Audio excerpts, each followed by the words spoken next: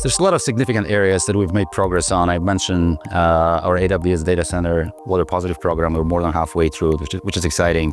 But I think the one that we're really most proud of is we made a commitment to offset all of our energy we use with renewable energy, to match that energy. And we actually reached that target 7 years earlier than we planned. We have been the largest purchaser of renewable energy in the world. We have more than 34 gigawatts of energy that we're generating and putting clean energy into the network. I think speaking about the challenges, transportation continues to be one of those areas where we have to continue to invest and have to continue to invent more. There are good solutions today that we're deploying in our last mile delivery, which is the electric vehicles. But the longer haul transportation, whether it's air transportation, whether it's ocean freight, whether it's middle mile transportation, where we move over more than 300, 400 kilometers or 300, even up to 600 miles, those areas are still very hard to decarbonize. Obviously, we're a global company. We operate in so many different countries around the world. So our North Star continues to be our commitments we've made, whether it's our water positivity, whether it's our waste diversion, whether it's our carbon neutrality in 2040. All of those goals remain our North Star for the company. But obviously, solutions do not exist at scale for all of this. So we call it glocalization. We think globally, but act locally and deploy solutions which are very relevant to a particular regions. Water has become a topic of interest for most companies, and it's a real challenge in the world when you see what's happening with natural disasters, with floods, with droughts and other things. So from that perspective, we're certainly investing in water a lot. We've just invested in Aragon about over 17 million euros to help the local community to get water replenishment programs, to run water efficiency programs, to have early flood detection programs.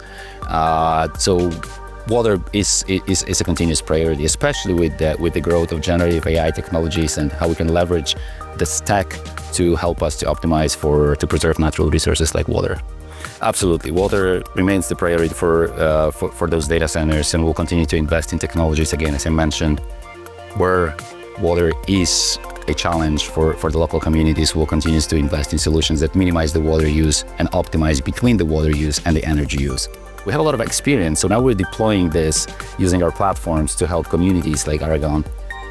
So for example, like one of the things we're doing, we're investing in the flood detection system to prevent any type of floods, to early detect the natural disasters. So we're using sensors, and whether they measure the amount of water in the rivers, they measure the underground water, they measure the amount of potential rainfalls, they're looking at temperatures, they're looking at different conditions. We consolidate thousands of data points, including the historical data patterns for weather, and then we'll try to predict like what are the next potential natural disasters that could happen, and that provides the early warnings for the local communities to actually prepare for such a thing. Since we have a presence in the local area, we want to help local farmers to optimize water and save water to wet their fields. This is the most intense part of the industry. It's actually agriculture where we consume the most water. So what we're doing there is similar. We're using a lot of technology to see what are you growing, where are you growing it, what are the actual conditions of the soil, what are the actual conditions of the weather outside, if it's raining or not. And then we predict how much water should we be putting on top of the fields and plants to grow, to get enough water, but to prevent overwatering.